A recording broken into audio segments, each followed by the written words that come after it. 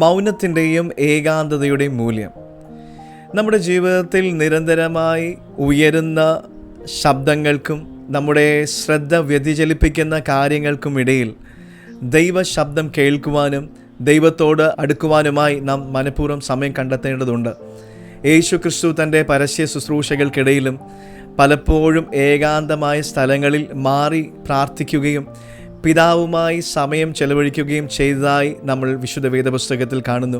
അധികാലത്ത് ഇരുട്ടുള്ളപ്പോൾ തന്നെ താൻ എഴുന്നേറ്റ് പുറപ്പെട്ട് നിർജ്ജന സ്ഥലത്ത് ചെന്നിരുന്ന് പ്രാർത്ഥിച്ചതായി മർക്കോസിന്റെ സുവിശേഷം 1-ാം അധ്യായത്തിൽ നമുക്ക് കാണുവാൻ കഴിയും. ദൈവമായുള്ള ആഴമേറിയ ബന്ധം സ്ഥാപിക്കുവാനും അത് നിലനിർത്തുവാനും ഏകാന്തതയും മൗനതയും ആവശ്യം തന്നെയാണ്.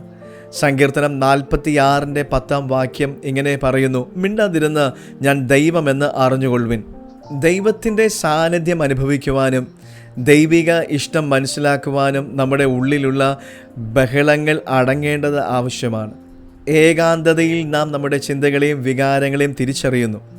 അത് ആത്മപരിശോധനയ്ക്കും ആത്മീക വളർച്ചയ്ക്കും നമ്മെ സഹായിക്കുന്നു.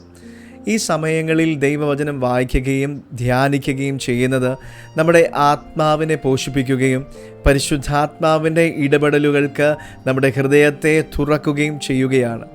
ദൈനംദിന ജീവിതത്തിൽ തിരക്കുകളിൽ നിന്ന് മാറി ദൈവത്തോടൊപ്പം മാത്രം സമയം ചെലവഴിക്കുവാൻ നാം പഠിക്കുമ്പോൾ നമ്മുടെ ആത്മീയ ജീവിതം കൂടുതൽ ആഴത്തിലാകുകയും ദൈവത്തിൻ്റെ ശബ്ദം വ്യക്തമായി കേൾക്കുവാനും ദൈവിക സമാധാനം നമുക്ക് അനുഭവിപ്പാനും പുതിയ ഉൾക്കാഴ്ചകൾ നേടുവാനും നമ്മെ പ്രാപ്തരാക്കുകയും ചെയ്യും.